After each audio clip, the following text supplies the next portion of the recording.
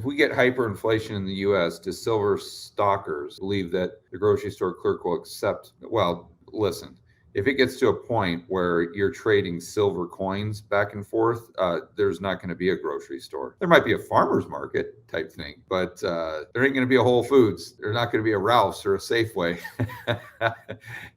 You're talking about going back to the 1800s, my friend, and just going to some local farmers and seeing if they'll accept your silver coins. And that would be a significant decrease in the standard of living. But yeah, maybe it will come to that.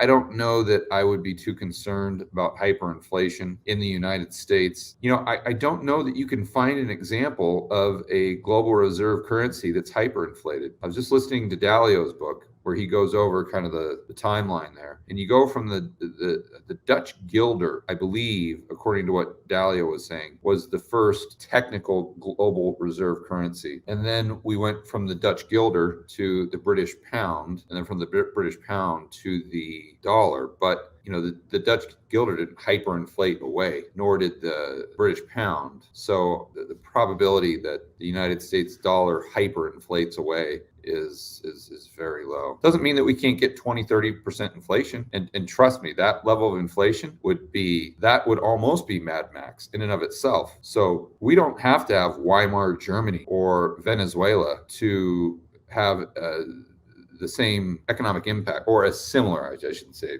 it's going to an extreme, but a similar economic impact as far as the standard of living decreasing. And but I can give you a hint here, is if you do look at the hyperinflations of the past, I was able to look up some data on Weimar Germany. You can see the actual increase, the percentage increase in the money supply in M2. And so you can just compare that to the United States. I actually did that in a whiteboard video about a year and a half ago. And most people think that the hyperinflation in Germany started in 21, 22, right around there, when actually the seeds of the hyperinflation were sown starting in World War I. Starting in 1914, 1915, Germany started increasing their money supply by about 60% per year. So that's a lot. Let me give you some context. During 2020, we were all freaking out, including myself, and waving a red flag saying, hey, the United States just increased their M2 money supply by almost 25%.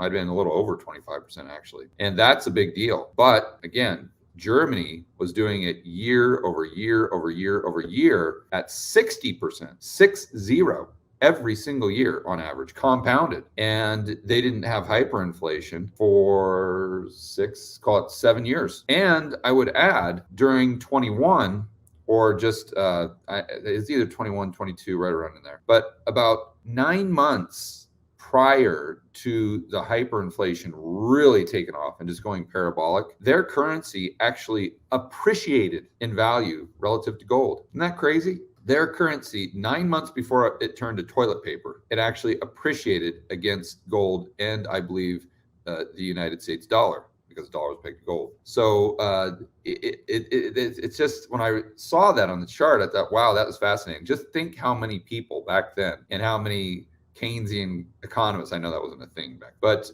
I'm sure you had economists debating back and forth as to whether they should continue to expand the money supply. And think of the argument, the debate back then. Think about how many people would have said, oh, absolutely, we need to continue to expand the money supply by 60. Oh, you guys are just fear-mongering, that'll never happen. And think, look, we expand the money supply by 60% every single year. The stock market goes up, the housing market goes up, which is exactly what happened in Weimar Germany. And that was one of the reasons why they continued to print and print and print. And they didn't stop after World War I, because they saw asset prices going up at a faster rate of inflation. So they said, we're getting rich, we're getting a free lunch here, because inflation's at 15%. Who cares? Asset prices are going up by 30. So why would we stop printing money? We're not having to work, and we're just getting rich for free, and we're consuming more than we produce. We found the goose that lays the golden egg. Sound familiar? I hope so. If it doesn't, you're not paying attention. But my main point is the German mark at the time was not the global reserve currency. And if it would have been, would they have experienced hyperinflation? I don't know.